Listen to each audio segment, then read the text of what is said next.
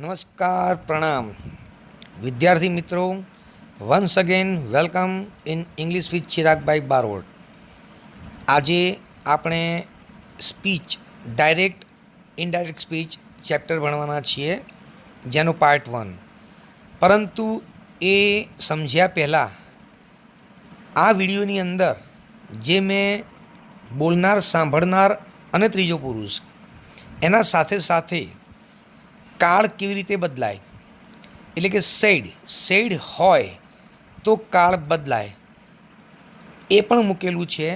એ ધ્યાનથી વાંચીને સમજી લેવું અને પછી જ વિડીયો જોવો. Let's begin our chapter. Okay, once again welcome back in English with ચિરાગભાઈ બારોટ. વિદ્યાર્થી મિત્રો, હવે આજે હું ડાયરેક્ટ અને ઇનડાયરેક્ટ એટલે કે સ્પીચ એ ચેપ્ટર ચલાવવા જઈ રહ્યો છું. આ ચેપ્ટર ધોરણ 10માં, ધોરણ 9માં અને 12ની અંદર 11th પીરિયડ ટૂંકમાં 9 થી 12માં પૂછાય છે.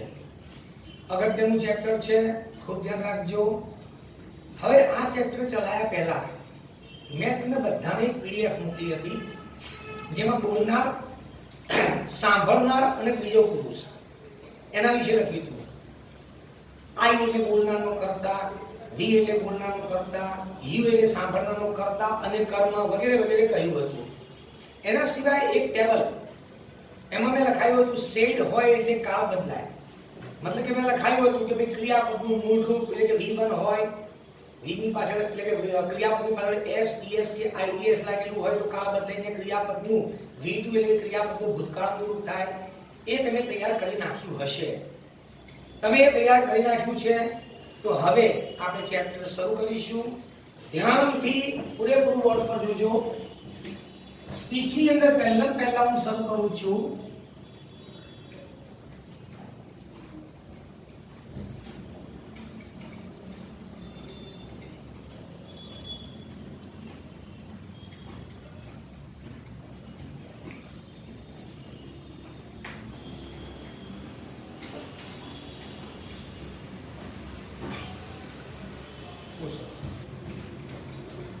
વિધાન વાક્યો. સ્પીચમાં એસેડિક સેન્ટેન્સીસ, વિધાન વાક્યો, પ્રશ્નાર્થ વાક્યો, ઇન્ટ્રોગેટિવ, ઇમ્પેરેટિવ આજ્ઞાર્થ વાક્યો, એક્સક્લેમેટરી ઉદ્ગાર વાક્યો, ઓપ્ટેટિવ મતલબ કે શુભેચ્છાદર્શક વાક્યો, લેટ્સની વાક્ય રચનાઓ, લેખની વાક્ય રચનાઓ, આ બધું જ આવશે. આપણે શરૂઆત કરીએ છીએ વિધાન વાક્યોથી. એક અને માત્ર એક જ વસ્તુ તમારે કાળજી રાખવાની છે, વાક્ય ઓળખવાનું કે આ વાક્ય કેવું છે. અત્યારે હું જે વાક્યો લઈશ એ બધા વિધાન હશે. વિધાન એટલે કે જે હકાર પણ હોય અને નકાર પણ હોય. ટૂંકમાં પ્રશ્નાર્થ ના હોય, આજ્ઞાર્થ ના હોય, ઉદ્ગાર ના હોય, એ વિધાન કહેવાય. હકાર અને નકાર વાક્ય રચના. દરેકમાં નિયમ પ્રમાણે વિધાન વાક્ય હોય તો આપણે સ્પીચમાં ભણીએ છીએ સેડની વાક્ય રચનાઓ. તો સેડ હોય તો શું કરવાનું હોય છે વિધાન વાક્યમાં? જો સાંભળનાર આપેલો હોય તો સેડનું ટોલ્ડ કરી દેવાનું. સાંભળનાર આપેલો હોય તો, કેમ કે તમારે તો પેરેગ્રાફ આવે છે તો ફકરાની અંદર સાંભળનાર હશે તો સેડનું ટોલ્ડ કરીશું. હવે વારો કંજક્શનનો, કે ભાઈ વિધાન વાક્યમાં કંજક્શન શું લાગે? તો કંજક્શન તરીકે તમારે વિધાન વાક્યમાં ધેટ, બસ વિધાન વાક્યની વાત આવે એટલે આટલી વસ્તુ મગજમાં રાખો એટલે વિધાન વાક્ય આવડી જાય. That's it. બીજી કોઈ ચિંતા કરવાની જરૂર નથી. હવે આ વસ્તુ તમને વાક્યથી ખ્યાલ આવશે. જોઈએ. ફ્રેન્ડ્સ, મેં થોડા વાક્યો બોર્ડ પર લખ્યા છે. આ બધા જ વાક્યો વિધાન છે. પછી આ વાક્ય હકાર હોય કે નકાર હોય, સપોઝ મેં એક જોડે નોટ મૂકી દીધું હોય તો પણ એ વિધાન જ કહેવાય. પછી આ એફર્મેટિવ છે તો હકાર વાક્ય પણ વિધાન કહેવાય. નોટ લગાડ દો તો નેગેટિવ બની જાય, એ પણ વિધાન જ કહેવાય. ટૂંકમાં એસેડિક સેન્ટેન્સ આ બધા છે. હવે આપણે જોઈએ કે વિધાન વાક્યમાં સ્પીચનું શું કરવાનું. ચલો, આ વાક્ય પહેલું વાક્ય ધ્યાનથી બધા જોજો. I said, he said to me, તેણે મને કહ્યું. આઈ એમ પ્લેઇંગ ક્રિકેટ નાઉ, હું અત્યારે ક્રિકેટ રમી રહ્યો છું. તો આ જે અવતરણ ચિહ્નમાં ઇન્વર્ટેડ કોમાની અંદર જે વાક્ય છે આઈ એમ પ્લેઇંગ ક્રિકેટ નાઉ, આ વાક્ય કોણે કહ્યું કે કોણ બોલ્યું? આ બંનેમાંથી આ વાક્ય કોક બોલ્યું. હવે સ્વાભાવિક છે કે હી સેડ ટુ મી, તેણે મને કહ્યું. તો વાક્ય બોલ્યું કોણ? હી. તો આ વાક્યનો બોલનાર થયો હી, તો હીને કહેવાય બોલનાર. આ વાક્ય સાંભળ્યું કોણે? મીએ, તો મીને કહેવાય સાંભળનાર. અને હીએ શું કહ્યું? આટલું કહ્યું. તો આને કહેવાય રિપોર્ટેડ સ્પીચ. સાંભળનાર એટલે કે લિસનર, બોલનાર એટલે સ્પીકર. રિપોર્ટેડ સ્પીચ એટલે કે કથન, જે બોલ્યો છે એ. અને આ શું છે સાહેબ? આને કહેવાય રિપોર્ટિંગ વર્બ. Reporting verb. મેં તમને કહ્યું હતું કે તમારે સ્પીચમાં રિપોર્ટિંગ વર્બ તરીકે સેડ પૂછાય છે. સીધું લોજિક છે કે તમારે સેડનું શું કરવાનું હોય છે સ્પીચમાં, એ જ યાદ રાખવાનું છે. સેડનું શું થાય એ જ, અને કંજક્શન શું આવે એ. દરેક વાક્યમાં આ બધું બદલાય. વિધાન વાક્યમાં સેડનું શું થાય, કંજક્શન શું લાગે, બસ આટલું જ મગજમાં લઈને ચાલવાનું. પ્રશ્નાર્થ આવે, પ્રશ્નાર્થમાં સેડનું શું થાય, કંજક્શન શું આવે, આટલું જ યાદ રાખવાનું છે. હવે આપણે જોઈએ આ વાક્ય વિધાન છે. હી છે તો હીનું હી મૂકો.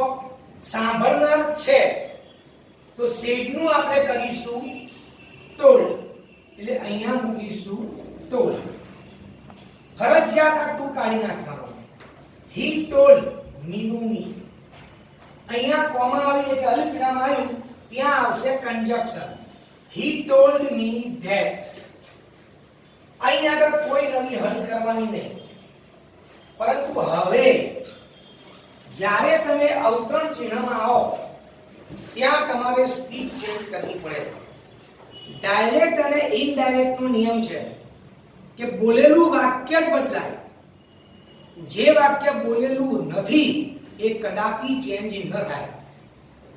શિક્ષક હસ્યા અને વિદ્યાર્થીઓને કહ્યું.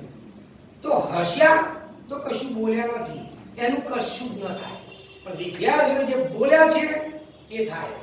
શિક્ષક ચાલતા ચાલતા ચાલતા ચાલતા વિદ્યાર્થીઓને કહ્યું. તો કહ્યું છે એનું ચેન્જ થશે. ચાલે છે તો ચાલવાનું, એમાં કશું ચેન્જ કરવાનું નથી. ધ્યાનથી યાદ રાખજો. અહીં એવો કોઈ શબ્દનો પ્રયોગ કર્યો નથી, પણ આટલું વસ્તુ આ ભાઈ બોલ્યો છે તો આમ બદલાશે. વારો આવ્યો સીધો આઈનો. તો મેં તમને કહ્યું છે કે હવે યાદ કરો મારું પેલું ટેબલ. બોલનાર સાંભળનાર ત્રીજો પુરુષ, એનો એપ્લાય અહીંયા નથી કરવાનો. અવતરણ ચિહ્નમાં જે વાક્ય છે ત્યાં જ કરવાનો છે. આઈ એટલે શું? આઈ એટલે શું? તમે ચોક્કસથી કહેશો બોલનારનો કર્તા. બોલનારનો કર્તા. તો મિત્રો અહીંયા આઈ ન મૂકી શકાય. આવતો હોય તો જ મુકાય. આવતો હોય તો જ. પણ અહીંયા આઈના જગ્યાએ તમારે મૂકવાનો છે બોલનારનો કર્તા.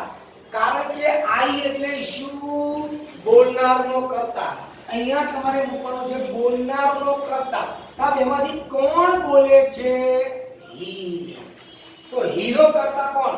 મારું ટેબલ યાદ કરો. મેં હીના ખાનામાં લખાયું છે હી કર્તા, હી કર્મ, હી સંબંધક, હી જેનું બીજું સંબંધક, અને હિમસેલ્ફ એનું આત્મલક્ષી. તો હીના ખાનામાં તમને કર્તા જોવા કોણ મળશે?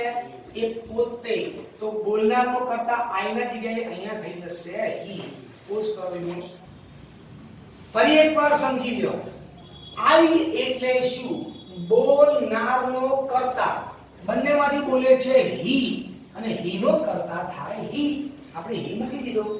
હવે વારો આવ્યો એમ. તો મેં એમ કીધું છે તો એમ એટલે આટલું યાદ રાખો. એમ એટલે સીધું સાહેબે શું લગાવ્યું હતું?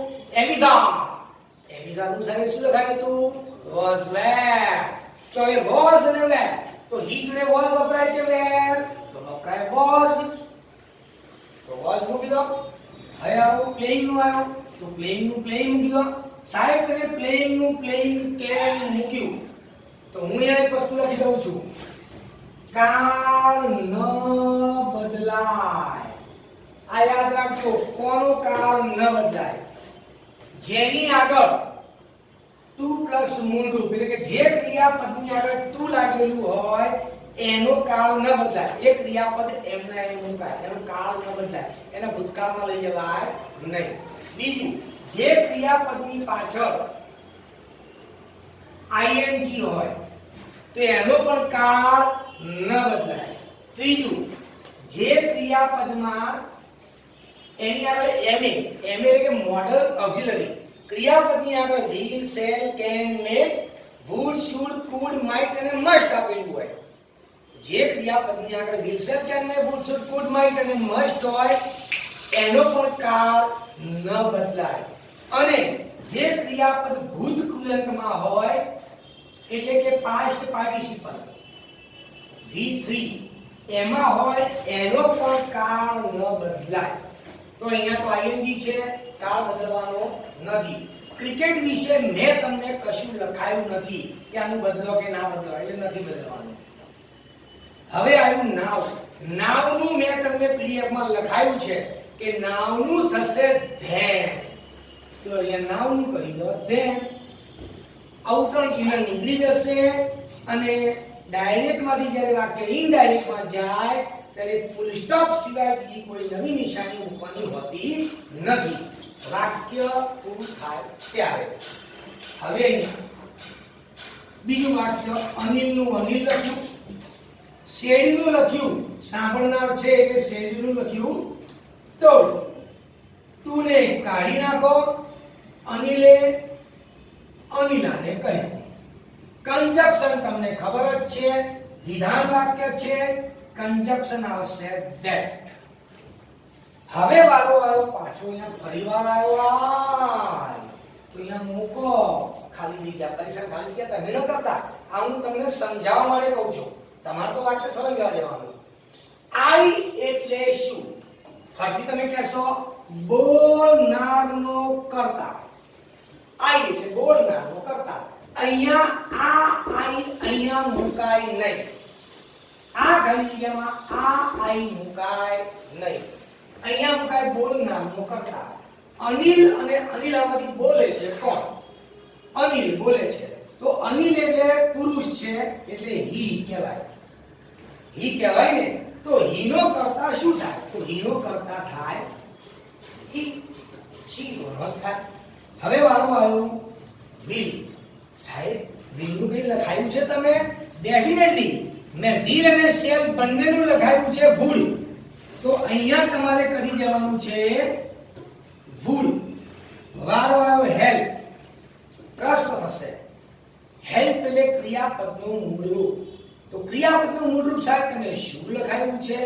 મેં લખાયું છે ક્રિયાપદનું મૂળરૂપ તો ક્રિયાપદનું ભૂતકાળનું રૂપ. પણ મેં નવી વસ્તુ પણ હમણાં અહીંયા કહી કે મોડલ ઓક્સિલરી જોડે જે ક્રિયાપદ હોય એનો કાળ ન બદલાય. તો અહીંયા હી જોડે વુડ આવ્યું. વિલ, વિલ મોડલ ઓક્સિલરી છે, વુડ પણ મોડલ ઓક્સિલરી છે. એની જોડે જે ક્રિયાપદ હોય એને કોઈ પ્રકારની હળીઓ કરવાની નહીં. એટલે અહીંયા હેલ્પ નું હેલ્પ થાય નહીં. ચલો યોર. ફરીવાર આવ્યું યોર. યોર એટલે શું? તમે કહેશો સાંભળનારની સંબંધક. યોર. જો બેટા યાદ રાખજો બધા. તમને આઈ એટલે શું, યુ એટલે શું, યોર એટલે શું, મા એટલે શું, આ નહીં આવડે તો આમાં કશી ખબર નહીં પડે. આ મેં તમને એડવાન્સમાં તૈયાર કરવાનું કહ્યું છે. જ્યારે આપણા ઓફલાઈન લેક્ચર ગવર્નમેન્ટે સરકારશ્રીએ શરૂ કર્યા હતા ત્યારે મેં તમને પૂછી પણ લીધેલું. હવે આજે હું મારા વિડિયો લેક્ચર એટલે મૂકી રહ્યો છું. યોર એટલે સાંભળનારની સંબંધક. સાંભળનારની સંબંધક, બરોબર ને? Possessive of listener. સાંભળનારની સંબંધક. બંનેમાંથી કોણ સાંભળે છે? તો કહીશું અનિલા. અનિલા છે. અનિલા એટલે શી છોકરી કહેવાય. તો શી ની સંબંધક શું થાય? શી ની સંબંધક થાય હર. શી ના ખાનામાં જોજો સાહેબે સંબંધક લખાયું હશે હર. તો અહીંયા હર આવી ગયું. હવે બ્રધર નું સાહેબ કશું લખાયું છે? કશું જ નથી લખાયું. બ્રધર નું બ્રધર લખી દો. ટુમોરો નું મેં પાછું લખાયું છે કે ટુમોરો ના ટુમોરો. ટુમોરો નું મેં લખાયું છે ધ નેક્સ્ટ ડે. પોઝ કરો. મિત્રો હજી પણ જો કોઈ ડિફિકલ્ટી રહી ગઈ હોય તો હું આગળના વાક્યો લઉં છું, એમાં પૂરેપૂરા ધ્યાનપૂર્વક વાક્યો જોજો. એના એ વસ્તુ હું એક વાક્યોમાં ફરીથી બોલીશ. Let's begin. ફરી એકવાર વાળો આય. કેમ કે વિધાન વાક્ય છે એટલે સેડનું ટોલ થાય, પરંતુ અહીંયા કોઈ સાંભળનાર આપ્યો નથી. ઘણીવાર એવું બને કે આમ કરીને અહીંયા લખી દીધું હોય મોન્ટુ અને પછી આમ કહી દીધું હોય. I said Priya can give me a pen Montu. મતલબ કે અહીંયા સાંભળનાર આવી ગયો. અલ્પના ભાઈ છેલ્લે જેમ હું તમને કહું I am going on a tour my dear students, તો છેલ્લે હું બોલી ગયો my dear students, મતલબ કે તમે સાંભળનાર છો જ. વિદ્યાર્થી મિત્રો બધા સાંભળનાર થઈ ગયા. તો એ વખતે the teacher told the students એવું લખવું પડે. એમ અહીંયા મારે જે મોન્ટુ મેં લખ્યો છે તો I told મોન્ટુ એવું લખાય, પણ મારે આ વાક્યમાં મોન્ટુને નથી લખવું. આ ખાલી સમજાય આવું છે. તો પછી એ વખતે તમારે સેડનું ટોલ્ડ નથી કરવાનું, I said જ લખાય, કારણ કે આ વાક્યમાં કોઈ પ્રકારનો સાંભળનાર આપ્યો નથી. I said સાહેબ કંજક્શન શું મૂકવાનું? એટલે આ વિધાન વાક્ય છે, કંજક્શન તો ધ્યાન જ લાગશે. ફરક એટલો કે સાંભળનાર નથી. તમારે ફકરો હશે અને ફકરામાં સાંભળનાર હશે, એટલે એમાં તો તમારે સર્વનામ વાક્યથી સાંભળનાર મૂકવો પડશે, કારણ કે ફકરામાં ક્યાંક ને ક્યાંક તો સાંભળનાર આપેલું હશે. I said that. હવે આવ્યો પ્રિયા. જો અવતરણ ચિહ્નની અંદર કોઈ વ્યક્તિનું નામ આવે તો નામ લખી દેવાનું ગભરાયા વગર. એ થર્ડ પર્સન કહેવાય. ટીચર આપ્યું હોય, કોમન નામ આપ્યું હોય, લખી દેવાનું, કોઈ ચિંતા નહીં. કોઈ પ્રોપર નામ વ્યક્તિનું નામ આપ્યું હોય એમને મૂકી દેવાનું. હવે એની સાથે ત્રીજી વસ્તુ બી કહી દઉં. ત્રીજો પુરુષ મને કે આઈ એટલે બોલનારનો કર્તા, તે પ્રમાણે ફેરવવું પડે. યુ એટલે સાંભળનારનો કર્તા અને કર્મ, તો એ પ્રમાણે ફેરવવું પડે. પરંતુ ત્રીજો પુરુષ એટલે કે હી સી ઇટ અને ધે અને એની બધી વિભક્તિઓ. હીનું હિમ કરો, હિસ કરો, હિમસેલ્ફ કરો, હર કરો, હરસેલ્ફ કરો, ઇટ કરો, ઇટ્સ કરો, ઇટસેલ્ફ કરો, ધેમ, ધેર, ધેમસેલ્ફ વગેરે વગેરે વગેરે. ત્રીજો પુરુષ વાક્યમાં જેવો આવે એવો ને એવો જ મૂકી દેવાનો, કોઈ પ્રકારનો ચેન્જ કદાપી નહીં કરવાનો. ત્રીજા પુરુષની અંદર પ્રિયાનું નામ છે તો નામનું નામ લગાડી દઈશું. વારો આવ્યો કેન. તમને ખબર છે મેં કેનનું કંઈક લખાયું હશે. કેનનું મેં લખાયું છે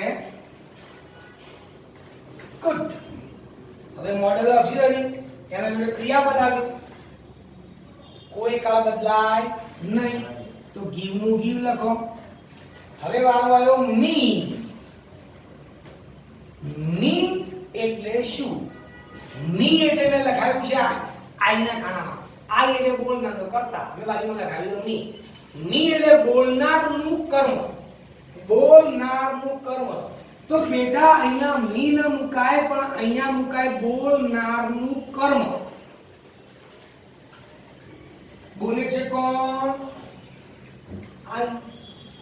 આઈ નું કર્મ શું થાય? મી જ થાય. સાહેબ હમણાં તમે કહેતા હતા બેટા અહીંયા મી ન મુકાય, પણ મી ના જગ્યાએ બોલનારનું કર્મ મુકાય, તો મી નું તો મી જ આવ્યું. પણ એનું કારણ છે અહીંયા બોલનાર કોણ છે? પોતે આઈ છે. એનું કર્મ મી થાય, એ જ મૂકવું પડે, છૂટકો નથી. અને અપેન નું અપેન, ફૂલ સ્ટોપ, અવતરણ એને નીકળી જાય. હવે આગળનું વાક્ય. આ બે વાક્યોની અંદર પૂરેપૂરું ધ્યાન આપશો તો ખ્યાલ આવશે. મારે આમાં સમજાવવાનું પણ છે. સી નું સી સાંભળનાર છે એટલે સી નું સેડ નું કરો ટોલ્ડ. મી નું મી. વારો આવ્યો કંજક્શન. કંજક્શન તરીકે તમે લખી દો ધેટ. હવે આવ્યો યુ. યુ એટલે શું? મિત્રો તમને ખબર છે મેં લખાયું છે યુ એટલે સાંભળનારનો. કર્તા અને કર્મ બંને છે. યુ એ સાંભળનારનો કર્તા અને કર્મ બંને છે. સ્વાભાવિક છે કે we are unable to decide this is a subject or object. આ કર્તા છે કે કર્મ છે, આપણે બિંદાસ ડિસાઈડ કરી શકીએ આ કર્તા છે કે કર્મ છે. કેવી રીતે સર ખબર પડશે? જો એવું ન સમજતા કે યુ વાક્યની શરૂઆતમાં આવે એટલે કર્તા અને વાક્યની અંતે આવે એટલે કર્મ. જનરલી આ એક મેન્ટાલિટી હોય છે. વાક્યમાં કોમા કરીને આપી દીધેલા હોય, સલંગ પેરેગ્રાફ હોય, તો એ વખતે કોન્સન્ટ્રેશન તમારે યુ કર્તા છે કે કર્મ છે ક્યાં રાખવાનું. તો હું માત્ર આટલું જ લખીશ. કેમેરો જરા આના પર ફોકસ કરજો. યુ કરતા ક્યારે, તમારે યુ ને કરતા ક્યારે ગણવાનું. જો બધા વાક્યોમાં જોવાનું અને બીજા વાક્યમાં પ્રશ્નાર્થમાં જોવાનું. મેં બધા વાક્યો કીધા ને, એ બધા વાક્યોની અંદર પ્રશ્નાર્થ સિવાયના બધા વાક્યો આવી જાય. બધા વાક્યો એટલે કે વિધાન વાક્ય, આજ્ઞાર્થ વાક્ય, ઉદ્ગાર વાક્ય, પછી શુભેચ્છા દર્શક વાક્યો અને લેટ્સની વાક્ય રચનાઓ, એ બધામાં આટલા વાક્યો. એના સિવાયનું પ્રશ્નાર્થ વાક્ય. બધા વાક્યોની અંદર યુ ના પાછળ જોવાનું અને પ્રશ્નાર્થ વાક્યમાં યુ ના આગળ જોવાનું. આ જે યુ છે એની પાછળ જોવાનું બધા વાક્યોમાં. પ્રશ્નાર્થ તો તમને ખબર જ છે, આવી નિશાની હોય એને પ્રશ્નાર્થ કહેવાય. પ્રશ્નાર્થ વાક્ય હોય એટલે યુ ના આગળ ચેક કરવાનું. પણ સાહેબ ચેક શું કરવાનું? હું લખું જ છું. આટલી વસ્તુ આપેલી હોય તો કરતા ગણી લેવાનું. હું જે લખું છું એ જો ટુ બી આપેલું હોય, ટુ બી એટલે તમને ખબર છે એમિઝાર વોઝ વેર. જો આપેલું હોય યુ ના આગળ પ્રશ્નાર્થમાં, વિધાનમાં યુ ના પાછળ, તો કરતા. જો એને આપેલું હોય, એને એટલે પણ હું ના બોલી ગયો, will shall, can may, would should, could might અને મસ્ટ. જો ડુ અને ડીડ આપેલું હોય, અહીંયા પણ ડુ અને ડીડ આપેલું હોય. જો હેવ અને હેડ આપેલું હોય, અહીંયા પણ જો હેવ અને હેડ આપેલું હોય. અહીંયા પાછળ જો ક્રિયાપદ આપેલું હોય, અહીં ના હોય. આટલી વસ્તુ આપેલી હોય તો ડેફિનેટલી યુ કરતા જ હોય. તો કેમ કે આ વાક્ય પ્રશ્નાર્થ નથી પણ વિધાન છે એટલે આપણે યુ ના પાછળ જોઈશું. શું યુ ના પાછળ આમાંથી કંઈક છે? હા, ટુ બી છે. તો પછી યુ ને ગણવાનો કરતા. તો આ થયો યુ એટલે સાંભળનારનો કરતા. બંનેમાંથી સાંભળનાર કોણ? મી. મી નો કરતા કોણ થાય? તમને ખબર છે મી ના ખાનામાં કરતા જોજો, તમને મળશે આય. ખ્યાલ આવી ગયો હશે બધાને. એમિઝાર નું શું થાય સાહેબ? વોઝ વેર. આઈ જોડે શું વપરાય? આઈ જોડે વપરાય વોઝ. હવે આવ્યો વારો માય. માય એટલે શું? બોલનારની સંબંધક. બંનેમાંથી બોલનાર કોણ? શી. શી નું સંબંધક શું? હર. ફ્રેન્ડ વિશે મેં કશું લખાયું નથી, બટ વિશે પણ મેં કશું લખાયું નથી. આઈ એટલે શું? લખાયું છે બોલનારનો કરતા. ચલો કોણ બોલે છે? શી. શી નો કરતા કોણ? લખી દો શી. હવે અહીંયા જુઓ હેડ. ક્રિયાપદનું મૂળ રૂપ. ક્રિયાપદનું મૂળ રૂપ હોય, એસ વાળું રૂપ હોય, ઈએસ વાળું રૂપ હોય, આઈઈએસ વાળું રૂપ હોય તો ક્રિયાપદનું ભૂતકાળનું રૂપ. અહીંયા આપણે ક્રિયાપદનું ભૂતકાળ કરી દઈશું. હેડનું ભૂતકાળ હેડ. ફરી એકવાર આવ્યો યુ. વિધાન વાક્ય છે, યુ ના પાછળ જુઓ. આમાંનું કશું છે ના ભાઈ ના. તો પછી થઈ ગયું કર્મ. તો આ થયું સાંભળનારનું કર્મ. સાંભળનાર કોણ છે? મી. મીનું કર્મ શું? તો મીનું કર્મ મી. હવે આગળ ચલો હી, સેડ નું ટોલ્ડ, હર નું હર, કંજક્શન આવશે ધેટ. હવે તમે નક્કી કરો યુ એટલે શું? યુ ના પાછળ જુઓ ત્યાં ડુ આપ્યું છે. હા આપ્યું છે. તો આ થયો સાંભળનારનો કર્તા.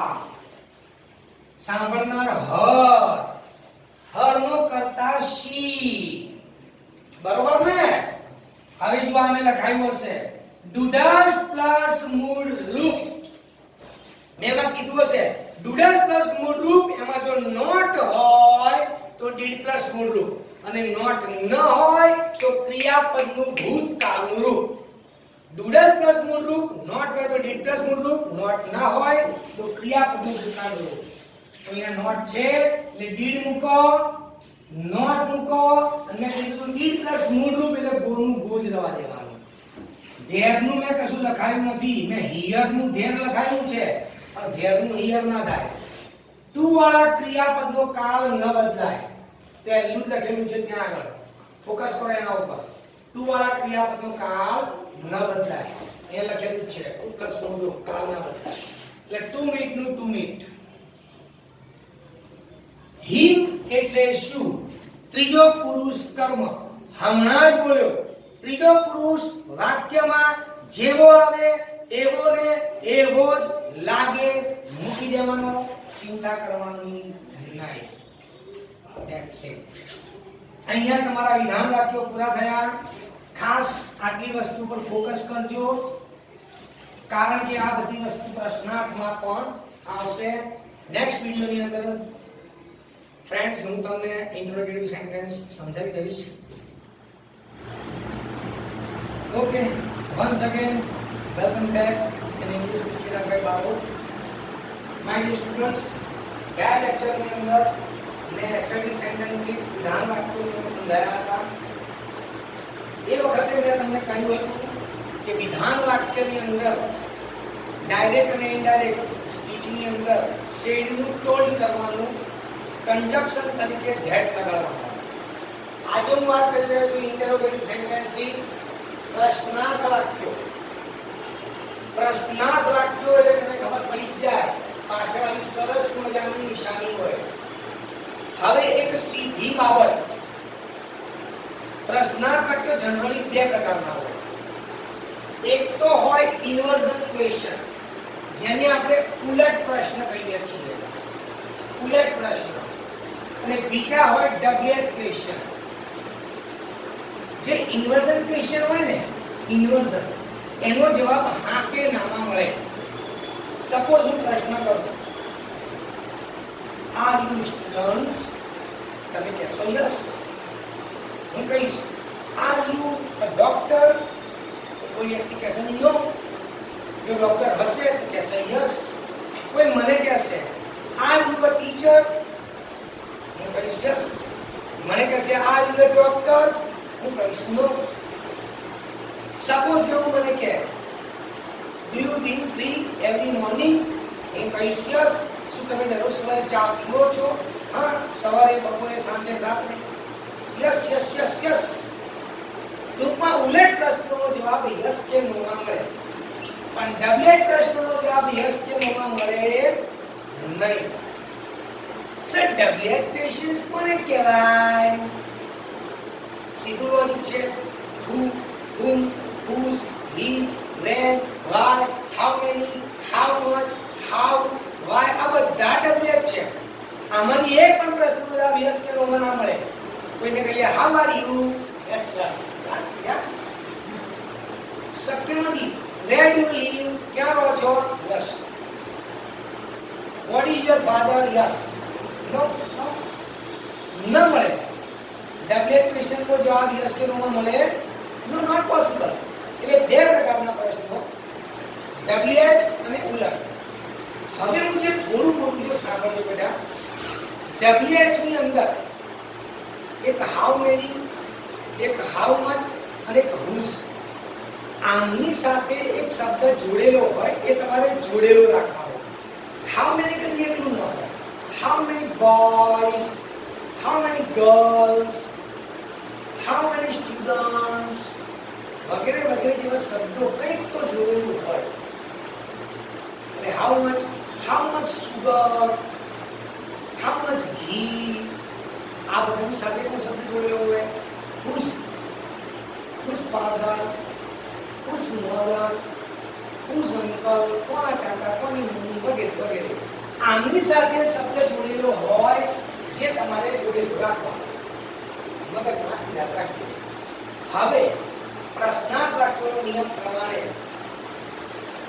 પ્રશ્નાર્થ વાક્ય હોય એટલે શેડ જે હોય એને તમારે કરી દેવાનું આસ્ક. શું કરી દેવાનું? આસ્ક.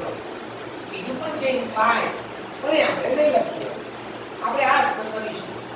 હવે મારો આવ્યો કંજક્શન.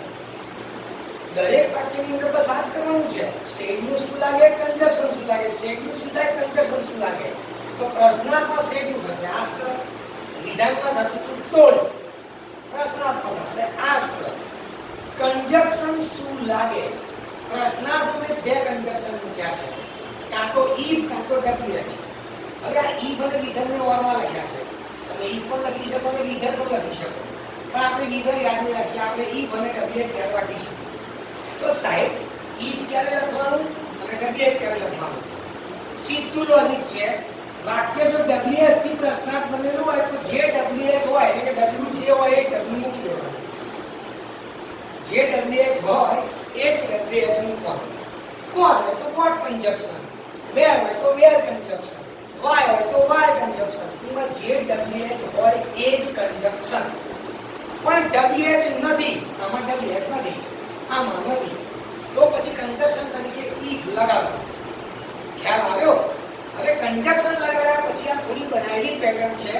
કંજક્શન લગાડ્યા પછી તમારે કર્તા અથવા તો નાઉન મૂકવાનું. સાહેબ એ ક્યાંથી લાવવાનું? હમણાં સમજાવું છું, એ વાક્યમાં જશે. અને એના પછી શું કરવાનું? આવવાનું આગળ. સાહેબ ક્યાં આગળ જવાનું એ પણ હું સમજાવું છું.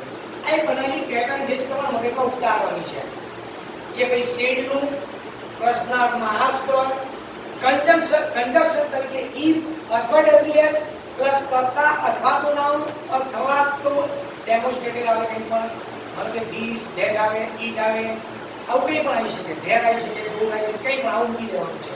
જે આવે એ, અથવા કોઈ કર્તા આવે અથવા કોઈ નાઉન આવે અહીંયા, પછી આવવાનું આગળ. આ મગજ કોમતા દે. Let S C. ચલો સિંકો, સિંસી. પ્રશ્નાર્થ છે એટલે શેડનું કરીશું આસ્ક. આ ટુને તો હર હંમેશના માટે કાઢી નાખવાનો. ક્યારે રાખવાનો એવું કહીશ. હિમનું હિમ લખી દો. અહીંયા કોઈ પણ પ્રકારની હળી કોઈ પણ વાક્યમાં થાય નહીં. હવે જ્યાં અવતરણ ચિહ્ન આવે છે ને ત્યાં અને ત્યાં જ, ત્યાં અને ત્યાં જ, જી બેટા, ત્યાં અને ત્યાં ચેન્જ થાય. જે વસ્તુ અવતરણ ચિહ્નમાં હશે એ જ ઇનડાયરેક્ટમાં જશે. કારણ કે અવતરણ ચિહ્નમાં જે હશે ને ઇન્વર્ટેડ કોમાની અંદર એ અને એ જ બોલેલું વાક્ય હશે. અને બોલેલું વાક્ય જ ઇનડાયરેક્ટમાં જાય છે. બોલેલું વાક્ય નથી એ ઇનડાયરેક્ટમાં જાય નહીં. અને આપણે આ અવતરણ ચિહ્નની શરૂઆત કરીશું. ચલો કંજક્શન. તો કેમ કે આ ડબ્લ્યુએચ પ્રશ્ન નથી તો અહીંયા કંજક્શન ઇફ આવશે કે ડબ્લ્યુએચ? તો તમે કહેશો ડબ્લ્યુએચ. હું કહીશ ના, કારણ કે ડબ્લ્યુએચ નથી. અહીંયા શું આવશે? સાહેબ ડબ્લ્યુએચ તો છે, આ ડબ્લ્યુ અને આ રહ્યો એચ. એવી રીતે નહીં કહેતો. ડબ્લ્યુએચ આવા વાક્ય જોવાના. ખ્યાલ આવ્યો? તો સાહેબ આમાં તો કાંઈ ડબ્લ્યુએચ છે જ નહીં, પણ એ ડબ્લ્યુએચ કહેવાય. હાઉ મેની પણ ડબ્લ્યુએચ છે, હાઉ મચ પણ ડબ્લ્યુએચ છે, હાઉ પણ ડબ્લ્યુએચ છે. ડબ્લ્યુએચ એટલે એવું નથી સમજવાનું કે ડબ્લ્યુએચ થી શબ્દ એ અને માત્ર એ જ, એના સિવાયના છે. તો આ ડબ્લ્યુએચ પ્રશ્નાર્થ નથી. અહીંયા કંજક્શન તરીકે આવશે ઇફ. ઇફ વત્તા કર્તા. કર્તા માટે તમારે કશું નથી કરવાનું. એક સ્ટેપ વી નો છોડો. એક સ્ટેપ આ બધા વાક્યમાં એક પેટર્ન આવશે. એક સ્ટેપ છોડો, એના બાજુમાં જે છે એ લઈ લો, એને પકડી લીધો. તો હવે પ્રશ્ન આવ્યો, યુ એટલે શું? હું અહીંયા મૂકીશ યુ એટલે શું. અહીંયા મારો આવ્યો યુ. જાપ છે બે. જેમ આપણે કહીએ છીએ આઈ એટલે શું? તો બોલનારનો કર્તા. હી એટલે શું? ત્રીજા પુરુષનો કર્તા. બરાબર છે ને? યાદ હશે બધાને? યાદ છે કે નહીં? અરે ભાઈ બોલો, લાઈવ લેક્ચરમાં બોલો. ઓકે, તો યુ સાંભળનારનો કર્તા અને કર્મ. મેં ગયા લેક્ચરમાં તમને સમજાવેલું સાંભળનારનો કર્તા અને કર્મ, અને મેં એ લેક્ચરનું હજી પણ લખેલું છે, જે મેં ભૂસ્યું નથી. સાંભળનારનો કર્તા અને કર્મ.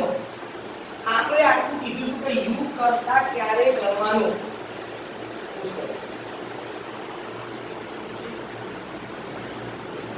તો યુ કરતા ક્યારે? બધા વાક્યમાં યુના પાછળ આટલું જોવાનું હતું. મેં એવું કહ્યું કે તમે યુના પાછળ પૂરી જુઓ બધા વાક્યમાં, પણ પ્રશ્નાર્થમાં યુના ક્યાં જોવાનું છે? આગળ.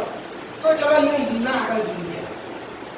આઈ યુના આગળ ટીવી છે ના, એને છે તો કહીશું હા. વી શેલ કેન લે good should could might much. એને છે તો યુના આગળ એને છે તો થયો કર્તા. તો આ યુ થયો સાંભળનારનો કર્તા. આ યુ શું થયો? સાંભળનારનો કર્તા. બેટા અહીંયા આ ખાલી જગ્યામાં આ યુ અહીંયા મુકાય નહીં. યુના જગ્યાએ તમારે મૂકવો પડે સાંભળનારનો કર્તા. બેમાંથી કોણ સાંભળે છે?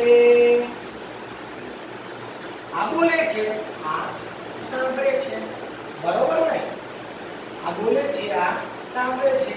સાંભળનારનો કર્તા. સાંભળે છે હિમ.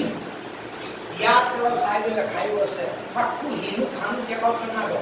હી કર્તા, હિમ કર્મ, હી સંબંધક, હી સેકન્ડ સંબંધ, સેકન્ડ પછી જેનો બીજું સંબંધ, અને હિમસેલ્ફ આત્મલક્ષી. એ ખાનામાં કર્તા કોણ હતો? હી. યાદ આવી છે કે?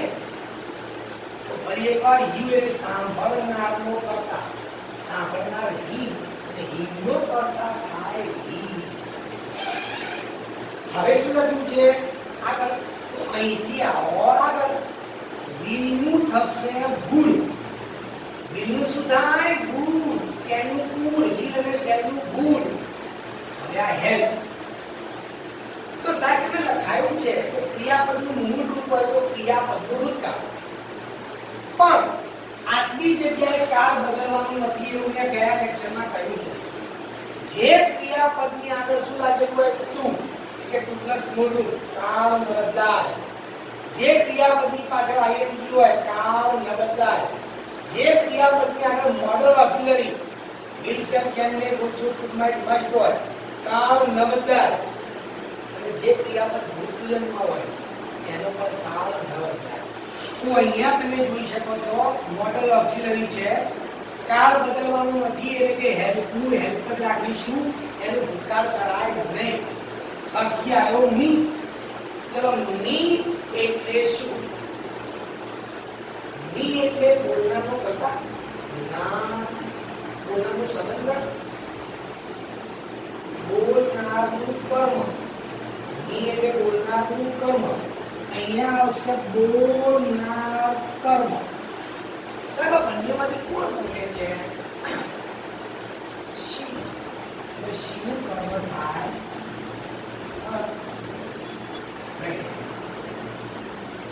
ચલો નેક્સ્ટ વાક્ય. આઈ નું આઈ. હા, પ્રશ્નાર્થ વાક્ય પૂરું થાય એટલે ફૂલ સ્ટોપ કરવાનો. સ્પીચની અંદર મેં ગયા લેક્ચરમાં કહ્યું એ રીતે ફૂલ સ્ટોપ સિવાય બીજી કોઈ નિશાની નથી મૂકવાની. ચલો આઈ નું આઈ. પ્રશ્નાર્થ છે એટલે શેડનું કરીશું આસ્ક. હવે વારો આવ્યો કંજક્શન. વિદ્યાર્થી મિત્રોને મોટા ભાગે કંજક્શનમાં ભૂલ કરો છો. કંજક્શન શું મૂકવાનું એ જ ભૂલો છો. ઈ વટવા ડબ્લ્યુએચ. અહીંયા કોઈ ડબ્લ્યુએચ વાક્ય નથી એટલે અહીંયા પહેલા સાંભળનાર મૂકી દો હર, આઈ આસ્ક હર. હવે કંજક્શન અહીંયા મૂકીશું ઇફ. વિધેય પણ આવે પણ આપણે ડોટ એની દઉં આપણે એક પકડી રાખવાનો ઇનફ છે. ઇફ મૂક્યું. હવે ડબલ્યુએચ અથવા ઈ વત્તા શું લખ્યું છે કરતા. તો કરતા માટે મેં તમને ઉપરના વાક્યમાં શીખવાડ્યું એમ ડીપનો એક સ્ટેપ છોડો, એક સ્ટેપ છોડો, કરતા જ પકડી લીધો. આઈ એના બાજુમાં હોય છે. પ્રશ્ન પકડો, આઈ એટલે શું? કારણ કે અહીંયા આઈ ના મુકાય. આઈ એટલે શું? તમે કહેશો બોલનારનો કરતા. શું કહેશો? બોલનારનો કરતા. અહીંયા આઈ ના મુકાય પણ આઈ ના જગ્યાએ મુકાય બોલનારનો કરતા. જેમ અહીંયા બોલનાર કર્મ હતું, બોલનાર કર્મ મૂક્યું, એમ અહીંયા આઈ બોલનાર કરતા છે, અહીંયા બોલનારનો કરતા મૂકીશું. એમાંથી કોણ બોલે છે? તમે કહેશો આઈ. આઈ બોલે છે તો આઈ નો કરતા આઈ. સાહેબ હમણાં કહેતા તો આઈ ના મુકાય, ના મૂક્યો તો ખરા, એટલે મેં આ આઈ નહીં મેળવ્યો, મેં આ આઈ મેળવ્યો. આ આઈ અહીં હી હોત તો હી મૂક્યો. ચલો હવે પછી આવવાનું આગળ. તો અહીંથી જતા રહીએ આગળ. ડીડ. સાહેબ ડીડ છે કે લખાયું છે? હા મેં લખાયું છે ડીડ પ્લસ મૂળ રૂપ. તો મૂળ શોધવા ડીડ પ્લસ મૂળ રૂપ. હા ડીડ પ્લસ મૂળ રૂપ મેં કંઈક લખાયું હશે. Had plus past participle. Had plus past participle ને લખાયું છે તો એ લખી દેવાનું ને. હેડ લખી દો અને પીછનું ભૂત વિધાન ટોટ લખી દો. ઇફ કંજક્શન એક સ્ટેપ છોડી કરતા લઈ લીધો. ડીડ પ્લસ મૂળ રૂપ એટલે હેડ પ્લસ પાસ્ટ પાર્ટિસિપલ લખાઈ ગયું. એનીથિંગ નું મેં કશું લખાયું નથી અને મેં જેનું કશું લખાયું નહીં એનું તમારે કશું કરવાનું નહીં. વારો આવ્યો યસ્ટરડે તો મેં યસ્ટરડે નું લખાયું છે અને એ તમારે લખવું પડે. યસ્ટરડે નું મેં ધ પ્રીવિયસ ડે લખાયું છે.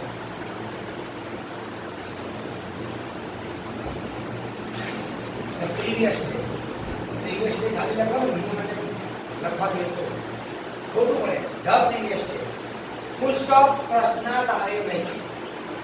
હવે આગળ હીનાનું હીરા લખી દો. સેટ પ્રશ્નાર્થ વાક્ય છે એટલે હીના આસ્ક્ડ મયંક કર દો. હવે વારો કંજક્શન તો એ ઇફ ના આવે કારણ કે એ ડબલ્યુ છે તો જે ડબલ્યુ છે એ ડબલ્યુ નું કંજક્શન. ડબલ્યુ લઈને જવાનું નથી, એટલે ફેસિલિટી છે આપણા ભાઈ ઘરે. અહીંયા જે ડબલ્યુ છે ડબલ્યુ મૂકી દીધું, ડબલ્યુ આવી ગયું. હવે કંજક્શન આવ્યું. હવે મારો પકડો કરતા તો વોટ તો મુકાઈ ગયું. અહીંયા ડુ નો એક સ્ટેપ છોડ દો. વોટ મુકાઈ ગયું કંજક્શન તરીકે તો ડુ નો એક સ્ટેપ છોડો. ત્યાંથી આવ્યો યુ. તો ચલો મને કહો યુ એટલે શું? સાંભળનારનો કર્તા અથવા કર્મ. પૂછ કરો યુ એટલે સાંભળનારનો કર્તા અથવા કર્મ. કર્તા અથવા કર્મ. તો હવે આપણે જોઈએ કે આ સાંભળનારનો કર્તા છે કે કર્મ. પ્રશ્નાર્થમાં યુ ના આગળ જોવાનું. તો અહીંયા યુ ના આગળ જોઈએ ટુ છે. અહીંયા કઈ સાહેબ ટુ લખ્યું છે, આ લખ્યું છે. તો આ થયો સાંભળનારનો કર્તા. ચલો અહીંયા બીજું સાંભળનારનો કર્તા. બંનેમાંથી કોણ સાંભળે છે? તમે કહેશો મયંક. તો મયંક સાંભળે છે તો મયંક એટલે હી તો કહેવાય ને.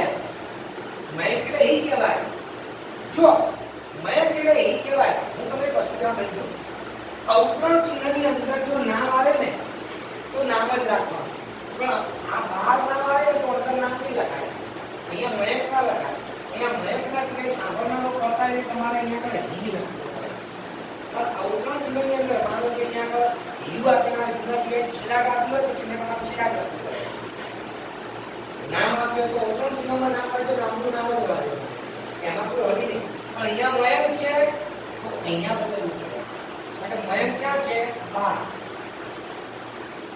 અહીંયા તો અંદર બદલવું ભલે હી ચલો કરતા આવી ગયો પછી આવવાનું આગળ તો અહીંથી આ યુ થી આયા આગળ તો ડુ સાથે જોડે લખાઈ દો હા ડુડસ પ્લસ મૂળરૂપ ડુડસ પ્લસ મૂળરૂપમાં એવું લખાયું કે જો વાક્યમાં નોટ હોય તો ડીડ પ્લસ મૂળરૂપ અને નોટ નથી તો ક્રિયાપદનું ભૂતકાળનું રૂપ તો આમાં ક્યાંય નોટ નથી તો તમે સીધું કરશો ક્રિયાપદનું ભૂતકાળનું રૂપ તો ગીવનું ભૂતકાળ તમે કરી દેશો ગેવ ડુડસ પ્લસ મૂળરૂપ એટલે ક્રિયાપદનું ભૂતકાળનું રૂપ નોટ હોય તો ડીડ પ્લસ મૂળરૂપ ફરીથી બોલ્યો ડુડસ પ્લસ મૂળરૂપ નોટ નથી એટલે ક્રિયાપદનું ભૂતકાળ ગીવનું ભૂતકાળ થાય ગેવ ફરીથી આવ્યો મીનો ચલો મી એટલે શું બોલનાર મી એટલે શું બોલનાર સંબંધક બોલનાર કર્મ બોલનાર કર્તા બોલનાર આત્મલક્ષી વિચારો હા સાહેબ મી એટલે બોલનારનું કર્મ થાય હો તો ચલો મી એટલે બોલનાર કર્મ બંનેમાંથી બોલનાર કોણ છે કહીશું માયર ના તો સાંભળનાર છે તો બોલનાર હીના હીના એટલે શી કહેવાય અને શીનું કર્મ થાય હર પ્રશ્નાર્થ છે નીકળી હવે અહીંયા હીનું હી સે નું આસ્ક મીનું મી કંજક્શન તરીકે JWH લગાડો WH વત્તા કરતા આ WH નું કહી ગયું V નો એક સ્ટેપ છોડો ધે એટલે શું તમે કહેશો ત્રીજા પુરુષનું સમજતા ઇંગ્લિશમાં તમે કહો ત્રીજા પુરુષનો કરતા ઇંગ્લિશમાં ધે એટલે ત્રીજા પુરુષનો કરતા મિત્રો તમે આઈ એટલે બોલનારનો કરતા વી એટલે બોલનારનો કરતા આ બધામાં ચેન્જ કરી શકો પણ ત્રીજો પુરુષ વાક્યમાં જેવો હોય એવો જ લાગે એમાં કોઈ ચેન્જ નહીં કરવાનો એમ ના હી સી ઈટ અને ધે હી હોય તો હી સી હોય તો સી ઈટ હોય તો ઈટ ધે હોય તો ધે આ ઉત્તર ક્રિયાની અંદર જે આવે છે અહીં themselves હોય તો themselves herself હોય તો herself myself હોય તો બદલવું પડે કારણ કે બોલનાર છે હું ફક્ત ત્રીજા પુરુષની વાત કરું છું શેની ત્રીજા પુરુષની ત્રીજો પુરુષ વાક્યમાં જેવો આવે એવો ને એવો જ લાગે મતલબ કે ત્રીજો પુરુષ આવ્યું કશું નહીં કરવાનું એમ નહીં કરવાનું એ રીતે એને હળી નહીં કરવાની હર આવ્યો તો હર નહીં દેવાનું ત્રીજા પુરુષમાં હળી નહીં કોઈ પ્રકારની એમાં ચેન્જ કરવાનું નથી ચલો કરતા આવી ગયો હવે આપણને આગળ અહીંથી આવ્યા આગળ વિલનું થશે ગુડ હવે એને જોડે જે ક્રિયાપદ હોય એનું કાળ ન બદલાય તો ગુણ નુગો કોણનું મેં કશું લખાયું નહીં એમને ટૂલનું પણ મેં કશું લખાયું નહીં પણ મેં તું મારું લખાવી ગયો તું મારો હોય તો એટલે તું મારો હોય તો તું મારું મેં શું લખાયું છે કોઈને યાદ કદી કશું હોતું નથી the next day અહીંયા પર the next day ચલો છેલ્લું વાક્ય you ask him you ask him હવે એ કંજક્શન પ્રશ્ન છે લખી દો how many મેં હમણાં કહ્યું શરૂઆતમાં કે WH માં how many whose how much અને ઘણીવાર which આમની સાથે શબ્દ જોડેલો હોય એટલે એ જોડેલો હોય ને એને અલગ કરવાનો નહીં એટલે કે આ શબ્દ ભેગું જ લેવાનો how many boys how many bodies લગાવી. હવે વારો આવ્યો કરતાનો. આનો એક સ્ટેપ છોડો. શું મળ્યું? ધેર. લઈ લો ધેર. ધેરનું કશું થાય નહીં. એ ધેર તો કરતા નથી પણ ઇન્ટ્રોડક્ટરી છે, પ્રાસ્તાવિક. તો લખવો પડે. How many bodies are there on the ground. તો તમે જાણો છો there are 30 boys on the ground. એ રીતે there. હવે આવવાનું આગળ આવ્યું આ એટલે માત્ર આને આપી રાખો. આ એટલે એમ ડિવિઝન આ એની સારું શું થાય? બોસ એટલે તો અહીંયા બોલ આવશે કે there. તો there એટલે બોસનો વપરાય અને there નો વપરાય. પણ બોયસ કેટલા વચન છે? બહુવચન. એ બોસ ના આવે પણ there આવે.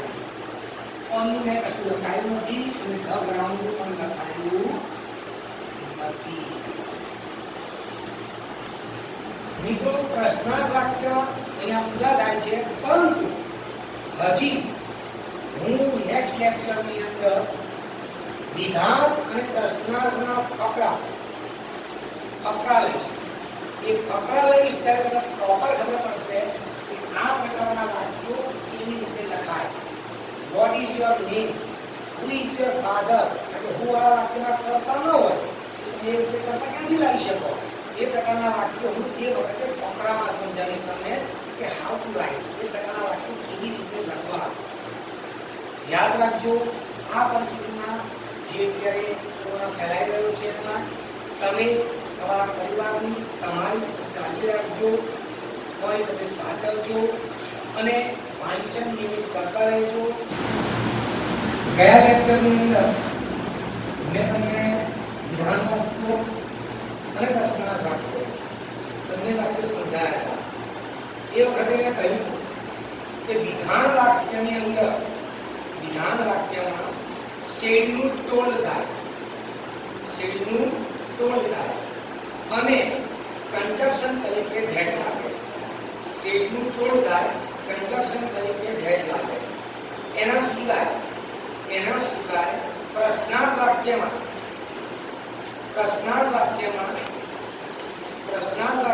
શેડનું આસ્ત્ર થાય અને કંજક્શન તરીકે if અથવા wh એમાંથી એક લાગે. જે વાક્ય wh હોય એમાં wh લાગે, જે વાક્ય wh ન હોય એટલે કે ઇન્વર્ઝન હોય એમાં if લાગે. વત્તા કરતા પછી આવવાનું આ વસ્તુ મેં તમને કહી. હવે હું પ્રશ્નાર્થો અને વિધાનનો એક ફકરો લઉં છું, ધ્યાનથી જોતા રહેજો. આ વસ્તુ આવડવી જોઈએ. હવે આ ફકરો જ્યારે પરીક્ષામાં પૂછાય ને તો કોણ બોલે છે અને કોણ સાંભળે છે દરેક વાક્ય એ પહેલું નક્કી કરવાનું કે પહેલું વાક્ય કોણ બોલે છે અને કોણ સાંભળે છે. એટલે she said where are you going? એણે કહ્યું તમે ક્યાં જઈ રહ્યા છો? I am going to school. I said મેં કહ્યું હું શાળામાં જઈ રહ્યો છું. તો આ વાક્ય she બોલે છે તો સાંભળે છે કોણ? I. Are you a teacher? શું તમે શિક્ષક છો? Yes, I am. આ તમને હવે ત્યાં લખ્યું નહીં કોણ બોલે છે, પણ તમને માહિતી ખબર પડી જવી જોઈએ કે તમે શિક્ષક છો તે she બોલતી હોય. Yes, I am. હું શિક્ષક છું તો એ I જ બોલતો હોય. Second thing, what is your name? તમારું નામ શું? તો એ પૂછીલા. એનો મતલબ એવો થયો કે આ she બોલે છે ને આ I બોલે છે. That's it. હવે આ ઓનલાઈન લેક્ચરની અંદર પહેલું વાક્ય પ્રશ્નાર્થ છે. જે સી પ્રશ્નાર્થ છે, વિધાનમાં તો ટોળ મૂકા, પણ કેમ કે પ્રશ્નાર્થ છે એટલે સી આસ્ક. સાંભળનાર કોણ છે? આઈ. તમે અહીંયા આઈ ન મૂકી શકો. નિયમ એવું કે છે, ધ્યાનથી સાંભળજો આ વસ્તુ. વિદ્યાર્થીઓ અહીંયા મિસ્ટેક કરે છે. જ્યારે વ્યક્તિ બોલતો હોય ને આઈ, ત્યારે બોલનાર તરીકે આઈ જ હોય, પણ જ્યારે સાંભળનારમાં જાય ને ત્યારે મી થઈ જાય. પાછો એ બોલનારમાં આવે ને તો આઈ થઈ જાય. પાછો સાંભળનારમાં જાય તો મી. એ રીતે બોલનારમાં હોય તો વી થઈ જાય, પછી સાંભળનારમાં જાય તો એ અસ થઈ જાય. પાછો બોલનારમાં આવે તો વી થઈ જાય. એ જ રીતે યુ બોલનારમાં હોય તો યુ, સાંભળનારમાં જાય એટલે યુ જ થાય. એ જ રીતે હી બોલનારમાં હોય એટલે હી, પણ સાંભળનારમાં જાય એટલે હી. પાછો બોલનારમાં આવે એટલે હી થઈ જાય. એ જ રીતે શી બોલનારમાં હોય એટલે શી, સાંભળનારમાં જાય એટલે હર થઈ જાય. આ કરી દેવું પડે. ઈટ નહીં આવે. પછી આવશે ધે. બોલનારમાં હોય એટલે ધે અને સાંભળનારમાં જાય એટલે ધે. આના સિવાય આ સર્વનામો છે. આના સિવાય નામનો પ્રયોગ પણ હોય. સપોઝ અહીંયા સી છે તો શીલા પણ આપેલું હોય. શીલા આપેલું હોય તો તમારે શીલા જ રમવાનું, કોઈ ટેન્શન નહીં. સી આસ્ક એને આઈ ન મુકાય, પણ એ આઈ સાંભળનારમાં જાય એટલે ની કરવું પડે. હવે વારો આવ્યો કંજક્શન. કંજક્શન તરીકે ડબલ્યુએચ છે એટલે જે ડબલ્યુએચ હોય એ જ કંજક્શન માં આવશે. એટલે ડબલ્યુએચ વત્તા કરતા આપણે શીખવાડીશું. એક સ્ટેપ છોડો. વારો આવ્યો યુ. યુ એટલે શું? આવો પ્રશ્ન મેં તમને કરેલો. યુ એટલે શું? તો યાદ છે તમને, સાંભળનારનો કર્તા અને કર્મ. સાંભળનારનો કર્તા અને કર્મ ને એ પણ શીખવાડી દીધું. કર્તા ત્યારે તો પ્રશ્નાર્થમાં યુ ના આગળ જોવાનું. યુ ના આગળ ટુ બી, એમ એ, હેવ હેડ, ટુ ડી આટલી વસ્તુ આપેલી હોય તો એ કર્તા ગણાય. અહીંયા યુ ના આગળ આ છે એટલે ટુ બી છે તો આ થયો સાંભળનારનો કર્તા. અહીંયા મૂકવાનો છે સાંભળનારનો કર્તા. બંનેમાંથી સાંભળે છે મી. મીનો કર્તા થાય આઈ. યાદ રાખજો ફ્રેન્ડ્સ, તમે પરીક્ષાની અંદર આવી ખાલી જગ્યાઓ ના કરતા અને આવું લખતા નહીં. સાંભળનારનો કર્તા ત્યાં તમે આનું તમને સમજાવવા માટે લખું છું, તમે ન લખતા. ચલો ડબલ્યુએચ વત્તા કરતા પછી આવવાનું આગળ.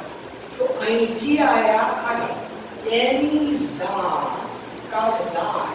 એમિઝાર નું શું થાય? Was back. તો આઈ જોડે વોઝ વપરાય કે વેર? આઈ જોડે વપરાય વોઝ. ગોઈંગ ને કહ્યું કે જે ક્રિયાપદની આગળ લાગેલું હોય એનું કામ ન બદલાય. જે ક્રિયાપદની આગળ મોડલ ઓક્સિલરી હોય એનું પણ કામ ન બદલાય. જે ક્રિયાપદના પાછળ આઈએનજી લગાડેલું હોય એનું પણ કામ ન બદલાય. અને જે ક્રિયાપદ ભૂતપૂર્વમાં હોય એનું પણ કામ ન બદલાય. આઈએનજી વાળું ક્રિયાપદ એમ ના એમ. પાછળ પ્રશ્નાર્થ ચિહ્ન છે જે અહીંયા આવે નહીં. હવે જ્યારે ફક્ત શીખો છો કે એક વસ્તુ તરત તેની ધ્યાનમાં રાખજો. બાબત એ છે કે અહીંયા તો શી એક જ વાક્ય બોલી છે, વેર આર યુ ગોઈંગ. પછી આ વાક્ય તો તરત આઈ બોલે છે. સપોઝ આગળ જેમ જેમ જતા જઈશું એમ એવું બનતું જશે કે આવો વ્યક્તિ એક સાથે બે વાક્ય કે ત્રણ વાક્ય પણ બોલશે તો જ્યાં સુધી બોલનાર ન બદલાય ને ત્યાં સુધી ફૂલ સ્ટોપ ન આવે. ફૂલ સ્ટોપ ત્યારે જ કરવાનું કે જ્યારે બોલનાર બદલાઈ જાય. હવે આપણે આ વાક્ય સી એ બોલ્યું પણ હવે બોલનાર બદલાયો, હવે આઈ આવ્યો તો અહીંયા ફૂલ સ્ટોપ તમે લગાવી શકો એટલે વાક્ય પતે. જ્યાં સુધી બોલનાર એકના જ વાક્ય એને કીધું હોય where are you going, are you teacher, બંને વાક્યો સાથે કીધા હોય તો અહીંયા ફૂલ સ્ટોપ તમે ન મૂકી શકો. પણ જ્યારે બોલનાર બદલાય ત્યારે ફૂલ સ્ટોપ આવે તો આ વાક્યમાં હવે બોલનાર બદલાય. હવે બોલે છે આ વાક્ય આઈ. તો હવે આઈ જવાબ આપે છે એટલે આપણે લખીશું આઈ. તમે જોજો મેં તમને એવું કહેલું છે કે સેડ એ રિપોર્ટિંગ વર્બ છે. તમે પ્રશ્નાર્થમાં એનું આસ્ક કરો છો, વિધાનમાં એનું ટોલ્ડ કરો છો. હવે જેમ જેમ જેમ જેમ આગળ જતા જાઓ છો એમ એમ આ સેડના કેટલા બધા રિપોર્ટિંગ વર્બ તરીકે નવા શબ્દો આવતા જાય છે. હવે એક નવો શબ્દ બીજો આપું છું. જ્યારે કોઈ વ્યક્તિના પ્રશ્નનો જવાબ આપવાનો હોય ને ત્યારે શેડના તમારે બે શબ્દો કરવા પડે. પ્રશ્નનો જવાબ આપવાનો હોય ત્યારે બે શબ્દો. એ બે શબ્દો છે પ્રશ્નના જવાબમાં. એક છે રિપ્લાય, અને એક છે આન્સર. તમને આ બેમાંથી જે ઈચ્છા હોય એ તમે લખી શકો. હવે આને પ્રશ્ન પૂછ્યો એ આઈ જવાબ આપે છે, તો તમે આ પણ લખી શકો અને આ પણ લખી શકો. મારી ઈચ્છા રિપ્લાય ની છે એટલે હું રિપ્લાય લખીશ. આઈ રિપ્લાય, મેં જવાબ આપ્યો.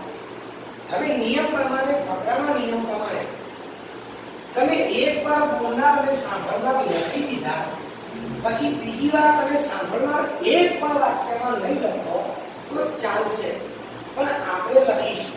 અહીંયા સાંભળનાર પણ થયું શી, એટલે અહીંયા લખીશું હર. આઈ રિપ્લાઇડ હર. વારો આવ્યો કંજક્શન.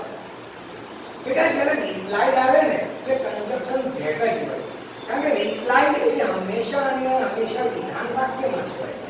એટલે કંજક્શન લખીશું આપણે ધેટ. હવે આ વાક્ય શરૂ. આઈ એટલે શું? બોલનારનો કર્તા. તો આઈ નહીં જોવાનું, ફૂલ સ્ટોપ પછી નવું વાક્ય શરૂ થયું ત્યાં જોવાનું. આઈ બોલનારનો કર્તા. બોલનાર કોણ છે? આઈ. આઈનો કર્તા થાય આઈ. સમજો હું શું કામ માંગુ છું. આ જે વાક્ય અહીંયા પૂરું થઈ ગયું. હવે આ વાક્ય શરૂ થયું એ આઈ બોલે છે અને સી સાંભળે છે. આપણે આ લખ્યું આઈ રિપ્લાઇડ હર. આઈ એટલે બોલનારનો કર્તા, બોલનાર આઈ, આઈનો કર્તા આઈ. વારો આવ્યો એમ. એમ એટલે સીધું પકડવાનું. Am is are. Am is are થાય વોઝ બેક. આઈ જોડે વપરાય વોઝ.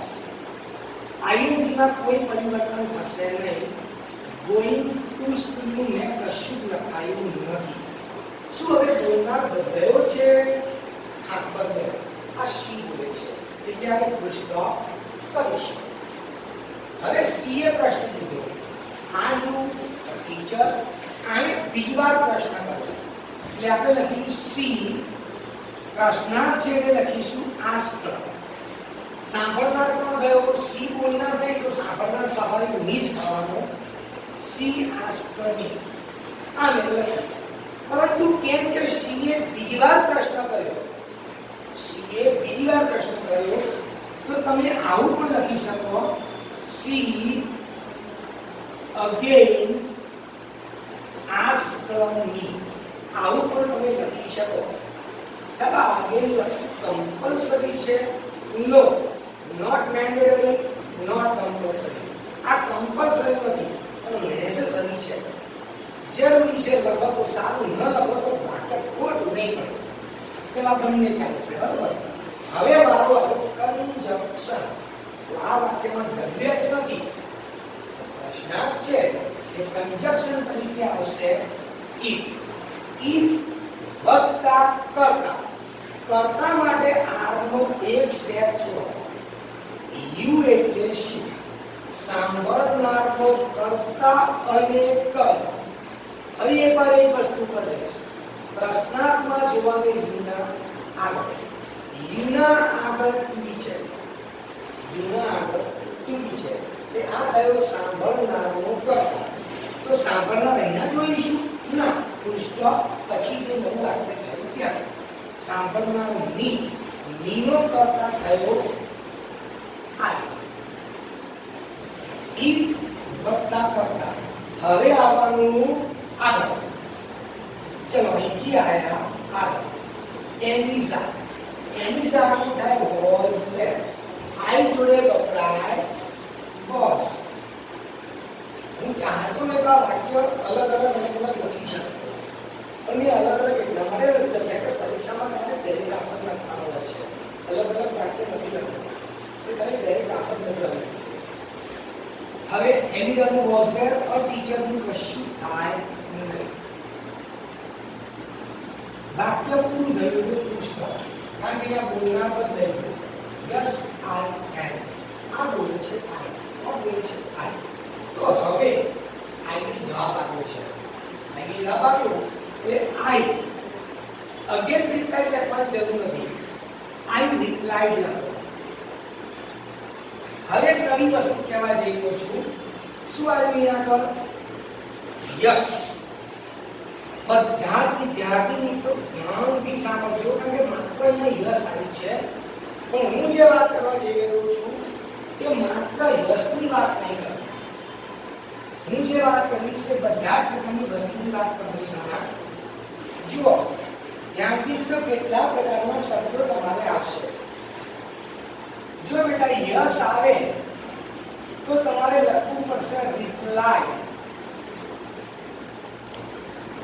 પોઝિટિવલી અથવા રિપ્લાઇડ ઇન પોઝિટિવ પણ ચાલે.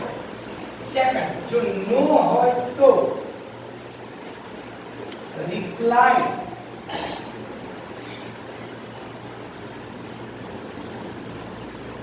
નેગેટિવલી. એના સિવાય જો સોરી કીધું હોય,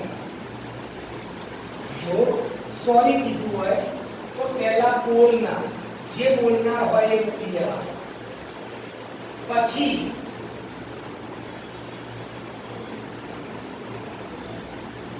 એપલો ગાઈડ, પછી ટુ અને પછી સાંભળનાર મૂકી દેવાનું. જ્યારે સોરી હોય ત્યારે, જ્યારે એગ્રી શબ્દ આપેલો હોય, એગ્રી એટલે સહમત થવું, ત્યારે પેલા બોલનાર જે હોય એ મૂકી દેવાનું. બોલનાર વાક્યમાં તો હોય. પછી લખવાનું થોડી ભૂલ કરીને ઓકે હોય ત્યારે, ઓકે શબ્દ આપેલો હોય ત્યારે પેલા બોલનાર લખવાનો, પછી લખવાનું એગ્રી વિથ અને પછી લખવાનું સાંભળનાર. સોરી આપ્યું હોય તો બોલનાર, એટલે ગાઈસ પછી સાંભળનાર. ઓકે આપ્યું હોય તો બોલનાર, એગ્રી વિથ પછી સાંભળનાર. That's it. આટલા શબ્દો હાલ તૈયાર કરજો. તો અહીંયા યસ છે તો આઈ રિપ્લાઇડ. હવે હું આ કાઢ નાખું છું પોઝિટિવલી. યસ થઈ ગયું. આઈ રિપ્લાઇડ પોઝિટિવલી. સાંભળનાર છે હ. તમને દરેક સારી વચ્ચે જગ્યા આપેલ છે. હવે એ વસ્તુ કહેવાની છે, જ્યારે બોલનાર અને સાંભળનાર, હું જે બોલું છે ધ્યાનથી સાંભળજો. આ થયો બોલનાર, આ થયો સાંભળનાર. તમે આ વાક્યના અંદર શેડના જગ્યાએ શું મૂક્યું એ તમે જાણો છો. તમે શેડના જગ્યાએ મૂક્યું રિપ્લાય, કારણ કે જવાબ આપ્યો એટલે. શેડના જગ્યાએ કેટલા નવા નવા શબ્દો આવે છે હું તમને કહેતો રહું છું. શેડના જગ્યાએ રિપ્લાય જવાબ આપ્યો એટલે, નહીતર આપણે બોલ્ડ મૂકતા. હવે બોલનાર સાંભળનાર, શેડના જગ્યાએ તમે આ શબ્દ મૂક્યો. એક નિયમ એવું કહે છે કે બોલનાર અને સાંભળનારના વચ્ચે શેડના જગ્યાએ તમે જે શબ્દ મૂકી રહ્યા છો, જેને રિપોર્ટિંગ વર્બ કહેવાય, એના સિવાયનો બીજો શબ્દ જો સાંભળનારની આગળ હોય ને તો અહીંયા ટુ લગાડવું પડે. કોઈ પણ શબ્દ, કોઈ પણ શબ્દ તો અહીંયા ટુ લગાડવું પડે. તો મેં અહીંયા પોઝિટિવલી મૂક્યું ને એટલે મારે ટુ મૂકવું પડે, નહીં દર ચાલે. સાહેબ આ ટુ ના મૂકવું હોય તો સાંભળનાર લખવાનું નહીં અને સીધું કન્જક્શન ધેટ લગાવવાનું. I replied positively to her, conjunction તરીકે મૂકવા that. યશની વાર્તા આટલી થઈ. યશ એટલે replied positively વાર્તા પૂરી. પણ હવે આ વાક્ય I am, પણ શું I am? એ વાક્ય અધૂરું છે. વાક્ય અધૂરું છે. અધૂરું વાક્ય અધૂરું વાક્ય. I'm the teacher. Yes, I am. ના, આનો પૂરો જવાબ એવો થાય, yes, I am a teacher. વાક્યમાં જ્યારે અધૂરો જવાબ જ્યારે અધૂરો હોય ને, અધૂરો જવાબ ઇનડાયરેક્ટમાં કદી અધૂરો જવાબ ચાલે નહીં. તમારે એને પૂરો કરવો જ પડે. સર એ પૂરો ક્યાંથી થાય? જ્યાંથી સવાલ જેટલો સવાલ હોય ને ત્યાંથી પૂરો થાય એટલે કેવી રીતે ટુવર્ડ ધેટ હવે પેલા આઈ ની ચર્ચા કરી દઈએ આઈ એટલે બોલનારનો કર્તા બોલનાર આઈ એટલે મૂકી દો આઈ એની સાથે થાય વોઝ ધેર એટલે મૂકી દો was that I was sir આ જવાબ પૂરો ક્યાંથી થશે તો ઉપરોક્ત વાક્ય તમે જોઈ લો એ વાક્ય તમે જોશો તો તમને કંજક્શન પછી ત્યાંના કંજક્શન પછી તમને જવાબ દેખાશે આ ઉપરનું વાક્ય આ એનું કંજક્શન ઇફ એના પછીનો જવાબ તમને દેખાશે અને એ જ ત્યાં આવે ઉપરના વાક્યના કંજક્શન પછી એ પૂરો કરેલો હોય તો આઈ વોઝ આયો આઈ આયો વોઝ અને આયો આપણો પૂરો જવાબ બાકી રહ્યો એ રહ્યો એટલે એ છે આઈ વોઝ ધ ટીચર બોલનાર બદલાઈ ગયો ફૂલ સ્ટોપ કરો ઘણી વાર એવું બનશે કે આ અધૂરો જવાબ તમે અહીંથી ઉપરથી પૂરો કર્યો કારણ કે એનો સવાલ બિલકુલ ઉપર હતો ઘણી વાર એવું બનશે આગળ જેમ ફકરા લઈશે કે પ્રશ્ન હું અહીંયા પૂછીશ તેનો જવાબ કે અહીંયા હશે તો એ જવાબ તે અહીંથી પૂરો કરવામાં આવશે અને તમે ધીરે ધીરે સ્ટેપ બાય સ્ટેપ કહેવાશે મારો તમામ વિડીયોઝ જે હશે એ બધા વિડીયોઝ તમે શાંતિથી નિહાળશો જોશો ત્યારે જ હવે what's your name, what is your name, આ સી છે ને એ જરા વિચિત્ર હોય એના બધા પ્રકારના પ્રશ્નો પૂછી લેવા શું કરો ક્યાં તમારો શું નામ છે શી ખબર મારું શું કામ છે તો વોટ ઇઝ યોર નેમ તો સી એ ત્રીજી વાર પ્રશ્ન પૂછ્યો તો અહીંયા આગળ લખેલું એને કાઢી નાખી ત્રીજી વારના પ્રશ્નમાં તમે ફર્ધર શબ્દનો પ્રયોગ કરી શકો આન્સર ના લખીએ તો ચાલે she asked me conjunction આપેલું છે what એટલે લખી દો what wh વત્તા કરતા એક સ્ટેપ છોડો શબ્દ વિભક્તિ કરી એટલી ન હોય કહું મેં કહ્યું ખાલી યોર શબ્દ હોય નહીં શબ્દ ભેગો હોય યોર એટલે સાંભળનારની સંબંધક સાંભળનારની મિની સંબંધક માં નેમ નું તો નેમ જ લે હવે આવવાનું આગળ એની સામે થશે what was where બોલ બરાબર એટલે ફૂલ સ્ટોપ હવે આ વાક્યમાં સાહેબ ચિરાગ બોલનાર છે ના આ આઈ પોતાનું નામ બોલે છે તો લખો આઈ રિપ્લાય અહીંયા યસ કે નો કશું કહ્યું નથી એટલે રિપ્લાય પોઝિટિવલી કે નેગેટિવલી વાત થતી નથી આઈ રિપ્લાયડ હર રિપ્લાયડ આવે એટલે કંજક્શન આવે ધેટ અહીં તો તમને દેખાય જ છે ખાલી ચિરાગ જ છે તો સાહેબ આયા પૂરો ક્યાંથી કરવાનો ઉપરથી કંજક્શન પછી આ કંજક્શન પછી પૂરું કરો માય હવે આનું તો શું કરવાના હતા પણ માય નું શું કરવાનું બોલવાનું સમજવું શું કરવાનું એ ઇનડાયરેક્ટ છે અને ઇનડાયરેક્ટ થાય નહીં my name to my name સવાલ વર્સની હેન્ડિંગ થશે ના થાય કારણ કે એ ઇનડાયરેક્ટ છે એટલે આપણે માય નેમ વોઝ અધૂરો જવાબ છે ચિરાગ લખી દો Chirag my name was Chirag લગભગ ખ્યાલ આવી ગયો હશે જેમ બોલતા હોય છે welcome back in my Amitabh Bachchan એમ અહીંયા હું તમને કહું છું હું ચિરાગ મારો તમારું સ્વાગત કરું છું એવી રીતે my name is Lakhan my name is Chirag આ ફકરો લગભગ મોટા ભાગને ખ્યાલ આવી ગયો હશે તેમ છતાં હજી પણ જે પણ ડિફિકલ્ટીઝ પ્રશ્નાર્થમાં અને વિધાનમાં કદાચ રહી ગઈ હશે એ વસ્તુ મગજમાં ઉતારી લેજો આના પછી આજ્ઞાર્થ વાક્ય હું ચલાવવાનો છું અને આજ્ઞાર્થ વાક્ય ચલાયા પછી એમાં પ્રશ્નાર્થ વિધાન અને આજ્ઞાર્થ ત્રણનો ભેગો ફકરો આવશે